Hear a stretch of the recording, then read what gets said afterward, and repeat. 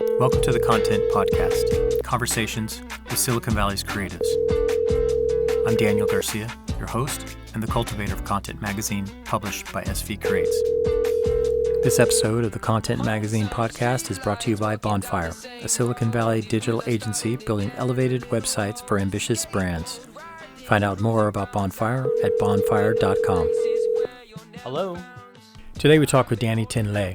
He's a Vietnamese-American poet, arts and culture advocate, events curator, and public librarian. Hey, Danny, how you doing? This is Daniel. It's been a while, man. I know, it has. I mean, actually, it's kind of funny because, well, with the pandemic, of course, but I have seen you a couple times in the last couple months, which has been nice to see your smiley face. Yes, it's pretty rare. So being able to see you, I swear I should have bought a lottery ticket. I'm like, this is rare. I gotta make this a moment right here. Yeah. Well, it's good to see you. It's good to talk to you. And I am super excited to talk to you because I was even looking to try to do some research. When we did that first article on you in content, that was in our first year. So that was 2012. So that's like 9 years ago. And so yeah, we're almost at a decade, man. I know, right? That's crazy. And I'm excited for where you're at now, but I'm just wondering, even if you were to take yourself now, Danny Le from 2021, is that where? Yeah, 2021, and looking back at 2012, what would you say is some of the things that have changed the most in your life? I'm gonna try to reduce these to a few things, definitely. But nearing a decade, but 9 years from that person on the cover of Content Magazine to now, Yeah, that's right. I'm definitely not wearing fedoras no more, or pork pie hats for sure. Strictly beanies. Strictly beanies. Well, my focus and my drive to where I want to go in my life, if that is contained into a career or even a direction where I want to serve the community, the fact that I'm a public librarian now has been the most crazy shift in my life. Yeah.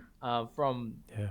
earlier, younger me wanting to be an entrepreneur, get into streetwear fashion and the creative life, event planning, to who I am now, it's definitely a 180. I would never have expected myself to go back to grad school, go back to any kind of school training again. I thought my BA in English was good enough. I'm done.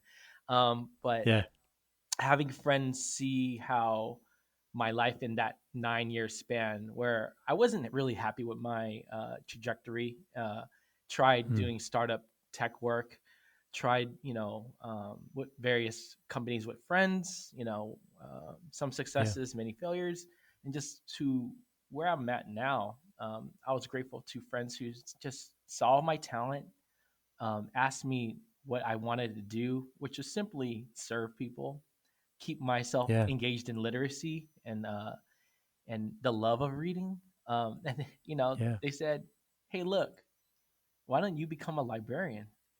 And that was the craziest thing I ever heard, because I thought they were crazy. I said, "You are crazy." But I dug deep, and the idea wasn't that bad. And then let's say 5 years forward from 2020, 2016, here I am, serving in our South Bay community and the greater LIS world. It's been amazing, but I would never expected myself to go this route and give up many of the things I used to do. I'm still seeing the same people, in that creative realm of DJ, arts, music, and culture, but I'm doing it in a different capacity in public libraries. And I'm kind of grateful that I even entertained all those different avenues first, because it did give me an edge in my work today. Yeah, totally. Well, that's the thing. When I saw that, and it was probably just like on Instagram or something, and that you were going to be studied to be a librarian, I was like, I had this crazy I don't know even know what the emotion was, but like peace and like excitement for it. I was like, oh my gosh, like, and it was like, you're so that is so perfect. It's not only like I just felt like it was perfect for you, and that would made my heart sing, but then I felt like, oh my gosh, what you bring to librarian culture and to the community with the skill sets and the experience that you have was like, this is so freaking awesome. It's I mean, it's really crazy, Daniel, that because you are a part of that um, cohort and my tribe of people who watched me go in this route, not knowing whether I'm going Yeah, to succeed or not, but all champion me, yeah, and yeah, I'm finding out how perfect it is. That yeah, everything I've done, I can bring into the library space. It's going to be so much excitement and more enrichment that I am here to help that along. yeah, So it's been great. I'm yeah, still like in the early stages, but I'm fired up. You know. yeah, yeah. Cool. So yeah, let's go through a little bit of your experience because you've done a lot of stuff. You kind of started out as a poet, spoken word performer, right? Well, how did you even get into like writing poetry and into poetry? What was Yeah. kind of like the impetus of that? Definitely started as an outlet in my youth, especially in high school, to one express myself. Being an emo teenager in the '90s, you definitely Yeah, needed some outlet. I wasn't a rapper, so I couldn't rhyme or freestyle worth anything. However, I could write some mean couplets, and I give yeah, it up to a lot of my English teachers in Silver Creek High School, where I went. Shout yeah, out to Miss Weckesser, who definitely helped me saw the potential and saw that I needed an out or a way out to express myself and nurtured that desire to write. But that eventually led into me finding um, groups and people through the internet who identified as Asian Pacific Islander, and also mm, creative writers who grew up in around the hip hop generation who I related to. Now definitely now yeah, if you look at the AAPI community, their talents and are varied all across the board. But back in the late '90s and early 2000s, now I couldn't find a lot of Vietnamese Americans who you know loved what I hmm, loved.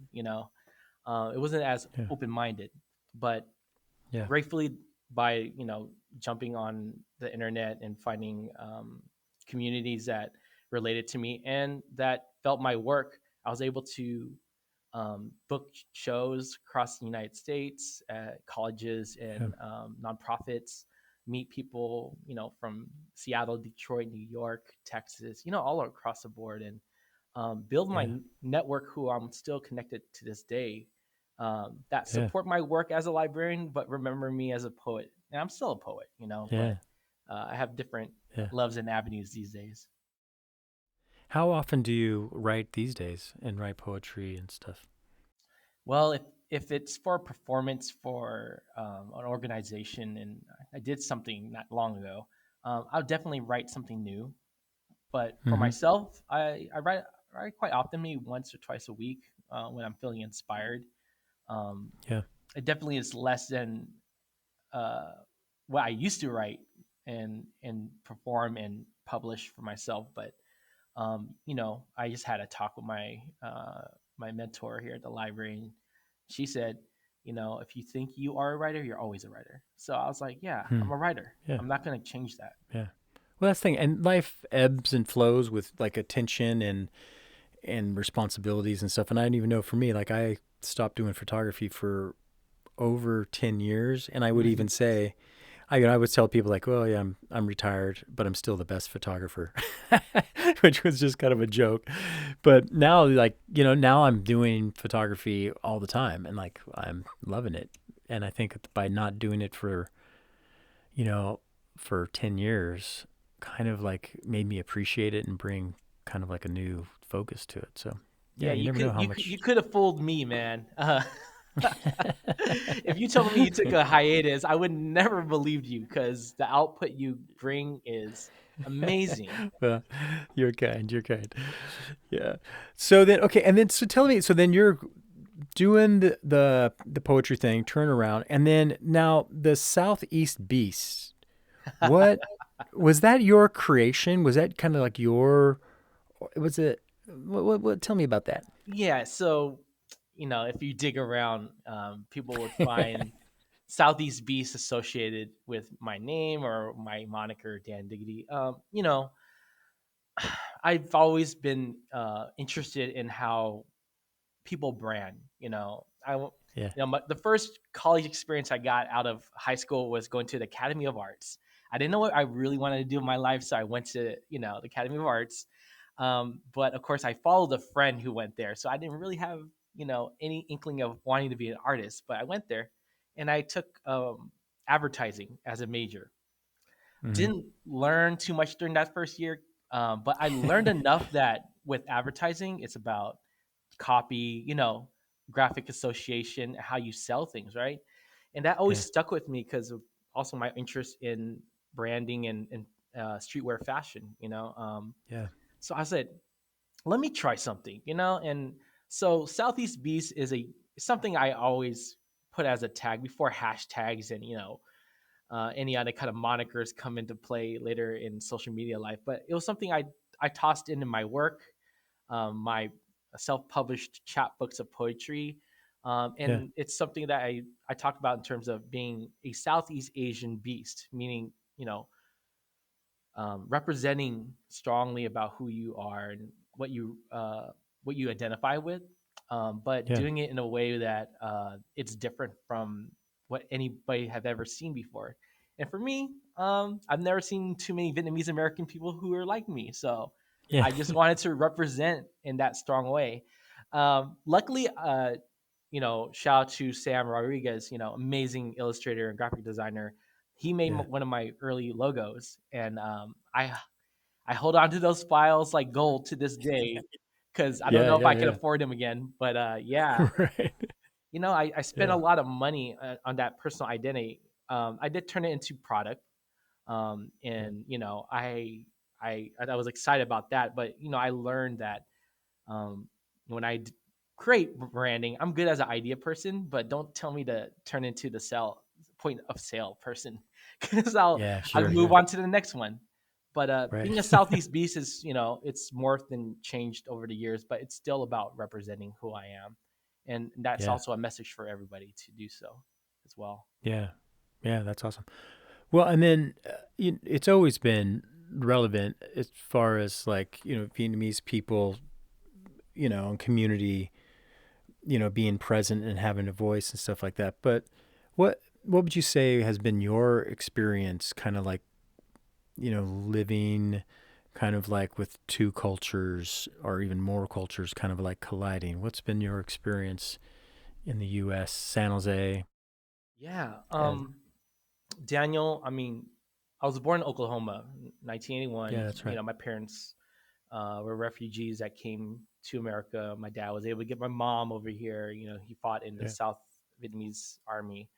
But I'm definitely identify as an American person. But growing up Yeah. in Oklahoma, I knew I was different. But I tried to just live the life I was surrounded by, and I believe that was my life. When I came to San Hmm. Jose in the late '80s, I definitely knew I was no longer in Kansas or Oklahoma. Yeah. Um, and meeting more Vietnamese Americans, Filipinos, a broad spectrum of Yeah. Asian, Latinx communities. I I learned that I can't speak Vietnamese well. I don't know too much or dug deeper into my own culture. I Mm. suffered guilt of that when I was young through my Sure. parents, through my own Yeah. community. Um, but over the years, as I developed my own voice and my a way of communicating my love of my Vietnamese identity through my artwork and my community work, Hmm. I'm growing to learn that I can't hate on myself for what I don't know, but I Yeah. should appreciate what I can do for others. Um, Yeah. Today, I'm working with the Diasporic Vietnamese Artist Network, or Divan. Hmm. One of the founders was Viet Thanh Nguyen, Pulitzer Prize winning author and Mm-hmm. scholar. But serving as somebody who can support the future in Vietnamese or Southeast Asian diasporic voices and authors, and Yeah. finding them in the published world, getting them in libraries and uplifting them. That's my way of supporting the Vietnamese community. One of many Yeah. ways. And Yeah. That's and cool. I've learned to accept who I am. And my parents eventually learned to accept who I am as well. I mean, I have a sister who's a world Yeah. renowned cosplayer, right? Right. Yeah. It's like, compared to me, her, I'm good. Yeah. She's made her name. Shout out to Vampy. Um, Yeah. Yeah. That's right. Yeah. but it's, we come from a family that's, and it seems to be a story with other Vietnamese families. Yeah. That's cool.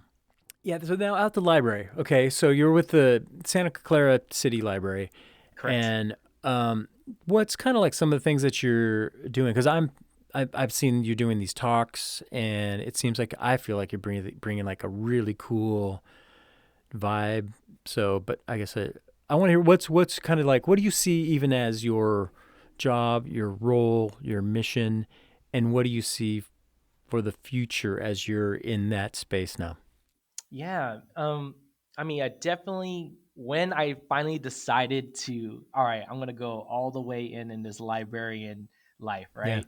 I Well, I let's stop knew. right there for a second. You were a little hesitant, and when that kind of like came up, were you kind of thinking like, "Oh man, that's kind of geeky, like a librarian," or like, Well, by deciding I was gonna go this direct, I'm a big geek, period.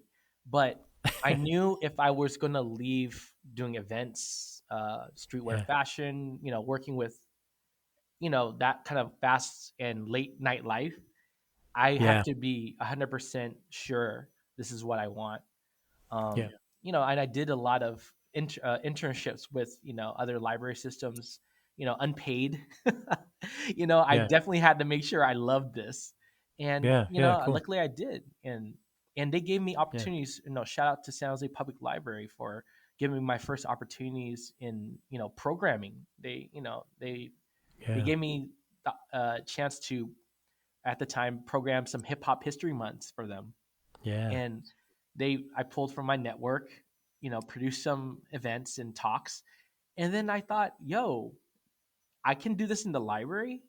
So it right, was crazy uh, realization to me that, yeah, libraries can be so much more when, of course, supported and given the opportunity. So I knew, I was like, all right, if I'm gonna give up this other stuff and go yeah, 100% this direction, I want it to be my own librarianship path. I want it yeah, to be I want to be able to curate the people I want to bring in, talk about the subjects I want to talk about. That, not just for me, but for people who also are interested in that, but felt like yeah, they've never been invited into these public spaces to do so. And yeah, if totally, I acknowledge that there's not people who look like me and talk like me in these spaces, then why is that, right? So right, I'm here to change. I'm a change maker. I want to yeah, change that kind of pattern of stagnation, and I want yeah, to be able to change the minds in the current LIS world about what librarians and libraries can be. I am yeah, not the atypical librarian. One, I can tell people that right, straight up from the way I dress and the way I talk, but yeah, I definitely understand their work and I champion that. So it's not like I'm here to be, a troublemaker, but I'm here right, yeah, to give another perspective and see if they can come along with that and change some minds and hearts. And hey, we're an institution that's funded by the people, and we want to right, be as relevant as possible in this shifting future, where people still ask me, "Are books a thing? Aren't Isn't everything on the hmm. internet?" I'm like, people like tangible things more than the digital. I'll tell you that. So Yeah, it's fresh, man. yeah, that's cool. It is. Yeah, it's like It's so serendipitous, like to hear that you're doing this. I mean, I love it. Um, Hey, so we need to jump it back though for a second because where did the the nickname or the come up with Dan Diggity? What was that? How I forgot to ask you about that all right, all because right. now you're using your big boy name. I know Danny Tinley, you know the birth Yeah, certificate and everything. yeah, So Dan Diggity. All right, so I tell folks if you weren't part of that early blog era, whether it's Zanga, LiveJournal, and for me yeah. also early social media, especially for ethnic groups, quote unquote, like Asian Avenue. Dan Diggity came from me not understanding or knowing what kind of sign on name. You know, Hmm. back in the day we had AOL AIM. I had a I had like a Yeah. sign on name called B Reels. My Vietnamese name was B, or the nickname I got. And so, Uh, B Reels, like the yeah, yeah, rapper yeah. B Reels from Cypress Hill, but I'm That's cool. Vietnamese. Yeah, right. But Dan Yeah. Diggity was at the time, Blackstreet had a song called No Diggity, Hmm. and get simple. I'll tell you, I just dropped the no for Dan, and Yeah. Dan Diggity was born. It was yeah, basically a R&B song. Yeah, that's cool. That's cool. Right on. So you don't use it as much now, or You know, if you have a moniker, it's funny with the way social media has given everybody a chance to build another persona of themselves or multiple personas through nicknames or tag names. yeah, I use it only when folks who only know me from those performance days call me Diggity. I let that go. yeah, Nowadays, I don't really call myself that to anybody who doesn't know me that well because it's weird to have to yeah, explain that whole history. Um, yeah, but I use it when I perform, or it's in a yeah, bio, my AKA, yeah. Yeah, it's good to have like a performance name or something like that too. Yeah, yeah, Yeah, I mean, it's weird because of that persona being Dan Diggity. I do notice I act in a certain way when I perform, but when I'm me, I'm off the stage. So there's a yeah, distinct separation. I tell people it's not Dan Diggity right now. It's just Danny. yeah, yeah. Right. That's cool. Yeah, actually, some performers, even intentionally do that from the get go. Like they'll have a stage name or whatever because they have the wherewithal to know, like, hey, this is a performer. It's not really who I am. You know what I mean?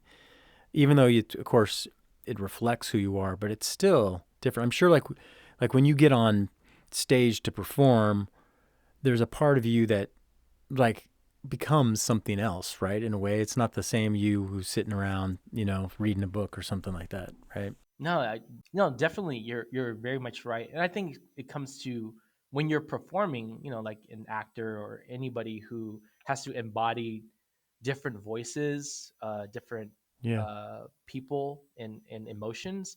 Yeah, once I yeah, start a poem, maybe even the poem is about me or somebody I know, I'm embodying mm-hmm. something else. I'm a different Yeah, person, so I let the words go. But yeah, I have to switch it up. Otherwise, it would be stale, or I'll do yeah, corny jokes all the time. So yeah, that's really yeah, me. That's yeah. Danny right Cool. now talking. Yeah, right. So, what then? What brings you joy in your life? I'm by the time you record this, I'll probably or even publish it. I'll be already 40. Oh, So yeah, it's crazy. 4 decades in, but my the way I see joy is so much more different now. Where hmm. um, I've actually signed on with buying a home here in San Jose, which was a Oh, huge undertaking in terms of financial yeah, responsibility, yeah. Scary. Yeah, but also understanding that I don't want to leave the South Bay, or the Bay Area. yeah, If I had to move forward in my career, I just wanted to be close to my aging parents, be supportive of yeah, their life. yeah, Also, grow my roots here because there's so much more I want to give to this region. yeah. We and I look at San Jose in the news every day, and I feel like, yeah, I gotta stay. Yeah. But my joy is, simple joys. It's really now reading quietly. I found out that, watching junk TV, but, like Marvel TV shows, Oh on yeah. Disney Plus, I found enjoyment, because I can go to work, and I found my other adult friends and colleagues who I can talk with Yeah. every day. And Yeah. I miss being a geek like that, being a childlike. I think a friend just recently told me that, we miss being creative and childlike. And I was like, yeah, Yeah. I had to pretend I was being an adult for the last decade, but here I am. It came naturally, through these choices I've made. So Yeah. yeah, that, eating good food, from simple fare, to my mom's cooking. Yeah. I've been Yeah. more selfish in asking her to make some of my favorite dishes, because she has more free time, and I want to be around her more. So it's like, yeah, mom, make this complex dish that's going to take hours, and I feel bad. But after I start eating it, I'm like, she goes, "Want to take some home?" I'm like, "Heck yes! I'm Yeah. gonna Yeah. take Yeah. Yeah. 5 meals worth home." Right. Yeah. That's cool. Yeah, that's it, right? I mean, relationships and food. There's pretty much nothing better. It's the bare bones foundation. Yeah, totally. So, did you buy a home? I mean, you went through escrow, you got the keys and the whole, so you're a home loan owner now? Home Alone learner. Yeah, I'm Macaulay Culkin. It's yeah. I got the keys. Sweet. Luckily, Congrats. my parents and my brother, who we're probably going to live in the same house. This is a very Asian thing to Cool. do this, but Yeah. I find more enjoyment that I'm not living by myself, Yeah. and that I can have them there. Plus, I think I bought this house so that my mom and dad can have something to Yeah. do by fixing it up for me. They love, Yeah. my dad loves that stuff, and my mom too. From paint to the kitchen to pulling out the carpet. I was like, this is Awesome. just for them to keep busy. I Yeah. haven't Yeah. really slept in there yet, so I'm like, all right, I'll leave That's it alone cool. for a few months. But I'm here. I'm here to stay. That's cool. That's awesome. Congratulations. That's really cool. Yeah. So for you, then, what's kind of like your guiding philosophy of life, or what's like your North Star? Like what do you kind of like focus on to keep you going? Yeah. I religiously, and also culturally, especially for Vietnamese who are Catholic, Mm-hmm. my faith has always been a foundation. Mm-hmm. And I've gone up and down in terms of how I dedicated myself to God and how I moved that faith in my life. But I always Mm-hmm. acknowledge that, it's there. I see it everywhere in people, Yeah. in the world. So how that has guided me in my life is that all the opportunities I've been given almost were by coincidence, accident, Hmm. and just being good to others and being Yeah. curious about others. Hmm. I was always a loner. I grew up a loner because of always helping my parents at their stores, Mm-hmm. because I had to work as a kid. Yeah. It's not child labor; it's using your children, your blood children. It's a family It's a business. family business. You are Yeah. family. Yeah. But then I broke out into wanting to be connected to different types of voices and people. So that led to me to poetry, traveling around the world, and meeting different subgenres and people from all walks. And Yeah. in my work now in the library, all those types of people I've seen in my life, they come in through the doors. So being able Yeah. to understand them, come with empathy, a little bit of love goes a long way. I have my bad days where I don't want to understand, but I have to just put into perspectives like they're here. People are here on this world to live, give, um, develop, share, and hopefully be remembered. So Yeah. I see that in everybody. So that guides me. Everybody has a story. I'm a Yeah. storyteller. Everybody has a Yeah. story, and I'm here to celebrate stories. Yeah. So it's super cool if my perspective's that. and to share that with others and let them know they're important too, to be have their stories shared. So that Yeah. guides me. Every day I wake up like, what am I going to hear today? Yeah. What am I going to write today or say? Uh, it makes me crazy happy, and it Yeah. rubs on other people. I can tell people things Totally. like, "Yo, do you ever sleep, or are you ever sad?" And I'm like, "Yeah, man, I gone through a lot of BS in my life to get to this point of um, unbridled happiness, but with reality latched onto it. I'm not Yeah. blind. I know what goes out in the world, but I rather be positive and share that positivity rather than the opposite." Yeah. I mean, I remember, I don't even know when I first met you, but it was always just like, yeah, I think that love for people, love for their stories, and, you know, a fun, kindness, a smile. And, I really appreciate that about you. Yeah. And so then, speaking about story, what for you then, what are some of the books, stories that you read that were maybe a little bit more pivotal in your life? And it could be something when you're younger or even something more recent. What's something that kind of like, this like formed you? Yeah. Let's see. Definitely Tommy Orange's There. He's a native author from Oakland, California. His book, was about Native American youth, and how they survived. It's a big connecting story of different voices, but it leads up to a powwow that they all attend. Um, I've enjoyed a lot of new authors and voices. Ocean Vuong, of course, amazing poet and writer. It's amazing to for me to see people who have experiences like me, look like me, just killing it in the global scene. Um, Same with Viet Thanh Nguyen. Like it's amazing that I can identify and I know that they're rocking it and people respect it. Um, Yeah. there's so much more. I've been listening to a lot of books on technology, especially the Hmm.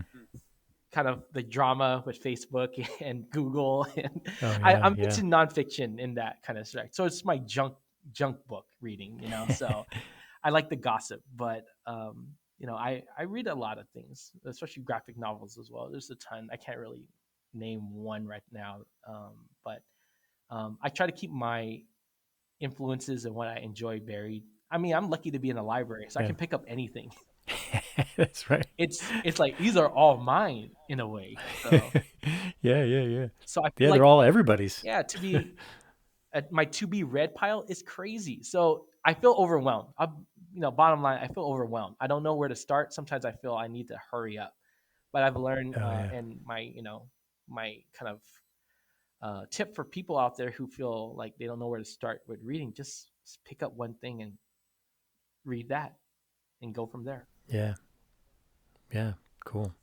So what's coming up? Are you most excited about for your life and for a career or etc.? Well, if I had to be honest, reaching 40 years old, I got a Yeah. house. I'm not married yet. I don't have kids. I'm still in that bachelor mentality, I guess. Not that In I'm the not look. search mode, huh? Yeah, I'm search mode. I'm at a peaceful stance. It used to bother me a lot, but for my future, I'm more excited to go back to traveling when that happens. When Yeah. we're allowed to not Yeah. quarantine in a different country for like a month. Right. Yeah, I'm looking forward to that. But overall, I'm looking forward to getting back to um, being creative again. Um, Yeah. I think I'm in a better place in my life where, in one way or another, my career is helping support all the things that I thought I never would have, or things I've struggled to obtain in my life, especially security, um, Hmm. inequity, and all that good stuff. But now that I Yeah. can lay that to rest in a way, I can return to being creative for my own sake. Um, and being happy with not producing for anybody's enjoyment, but for myself, you know. Yeah. And That's cool. remember, Yeah. I'm an artist too. Yeah. Right on. 40 years. Wow. Hey I man, can barely I could barely remember my 40s. yeah, dude. So then are you I mean, is that something you would like is to get married, have kids? Is that something that's kind of a desire, or you Yeah, don't I really didn't care know. either way? That's Or my fault for opening my mouth. I know, I right? Now I'm know. going to ask you about it. Like there was a time, and maybe it's not that long ago, maybe 5 or 10 years ago. I thought I was late in my 30s or so, and but now that I've gone to another decade, and I've accepted that, if it were to happen, it will happen. Because I Yeah. used to just not care, but I look at my parents, and none of the siblings or I have given them grandchildren, right? And Oh, it's so like, pressure's on from yeah, the parents. it's a little pressure, but they also kind of said, it's okay because I'm too tired to take care of your kids if you have any. They're too tired working on your house. Yeah, but it's something that you think about in terms of legacy, right? And I'm big on how we leave our stories and our work for the future generation, how we develop Yeah. that legacy. I know my Hmm. parents deeply given their all for us. Yeah. They left almost nothing for themselves, so I Mm. don't want to lose their story. I would love to be able to pass it along to anybody who's would be my child. I don't know if that might come into from marriage, or if I ever decide to adopt or whatever, but I Yeah. would hate for us, from when I say us, me, my sister, and my brother, to go on our lives without passing on anything.